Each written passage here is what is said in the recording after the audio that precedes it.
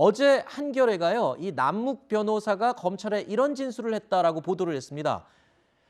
대장동 개발업자들로부터 50억 원을 받았거나 또는 받기로 약속한 이른바 50억 클럽과 관련된 진술인데요. 화천대유 대주주 김만배 씨가 조원태 한진그룹 회장을 통해서 50억 클럽에 돈을 건네려고 했다라는 겁니다. 해당 보도에 대해서 한진그룹 측은 전혀 사실이 아니다라고 강력하게 부인을 했습니다. 자, 민주당은 이 보도 내용을 거론하면서 대장동 사건이 대한항공을 거쳐서 윤석열 국민의힘 후보에게 연결이 되고 있다라는 의혹을 꺼내들었습니다. 그 주장을 직접 들어보시죠. 보도에 따르면 남욱은 김만배가 대한항공 조원태 회장을 통해 돈 세탁을 해서 50억 클럽 멤버 일부에게 전달했고 일부는 전달할 예정이라는 얘기를 들었다고 합니다. 더 기가 막힌 우연은 대한항공과 윤석열, 김건희 부부로 이어지는 관계입니다. 대한항공은 김건희 씨가 관련됐거나 주관한 전시회들에 총 7차례나 협찬을 했습니다. 8차례를 협찬한 도이치모터스에 이어 두 번째입니다. 김만배, 대한항공, 윤석열, 김건희로 연결되는 카르텔이 석연치 않습니다. 돈이 흘러 들어간 곳에 범인이 있습니다. 민주당의 주장 내용을 짧게 정리를 해보면 대한항공이 김건희 씨 관련 전시회에 7번 협찬을 했고 윤 후보의 검찰 신복이 대한항공 봐주기 수사를 했다라면서 그 연결고리를 의심하고 있는 건데요. 국민의힘은 억지 네거티브다라면서 반박을 했습니다.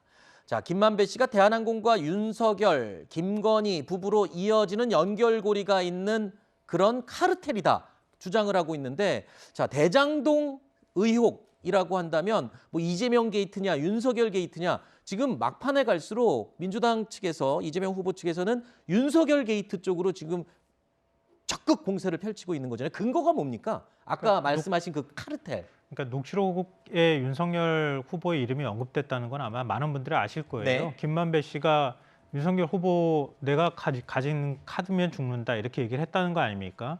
근데 이 지금 그 3단 논법인 것 같아요, 보니까. 그러니까 조원태 회장이 돈을 빌렸다고 하는 거는 이건 부인하기 어려운 사실이거든요. 네. 대한항공에서도 인정한 부분이에요.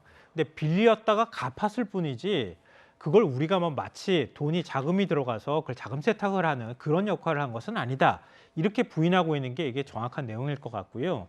근데 거기에 대해서는 어찌 됐든 간에 하필이면 왜 화천대유 대장동 일당으로부터 뭐 돈 아쉬운 사람도 아닌데 왜 조원태 회장이 돈을 빌렸을까? 이게 의문인 거잖아요. 네. 그 의문이 하나가 있고요. 또 하나는 앞서 제가 말씀드렸던 것처럼 대장동 녹취록에 윤석열 후보의 이름이 나오고 김만배 씨가 윤석열 후보랑 마치 친한 것처럼 얘기를 하는데 윤석열 후보 부친 집을 김만배 씨 누나가 사줬단 말이에요. 그러니까 여기서 연결고리가 하나 더 생기잖아요.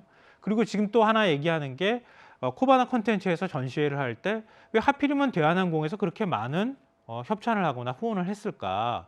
그러니까 그 세 가지가 이렇게 연결되는 고리가 만들어지는 것 아니냐? 네. 이런 일종의 합리적 추정을 하겠다고 해서 민주당에서 얘기하고 있는 것 같은데요.